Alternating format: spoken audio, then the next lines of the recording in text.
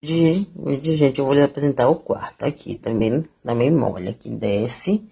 E quando não tá chovendo, o vizinho molha a laje lá em cima, a casa enche de água. Aqui tem umas pingueirinhas, botei as vasilhas aqui. Olha só o estado dessas paredes. Olha só pra isso, aqui também molha. A água descendo aqui. Aí fica tudo cheio de poeira, porque as paredes molham e está descascando. Que o pedreiro colocou terra no reboco, gente.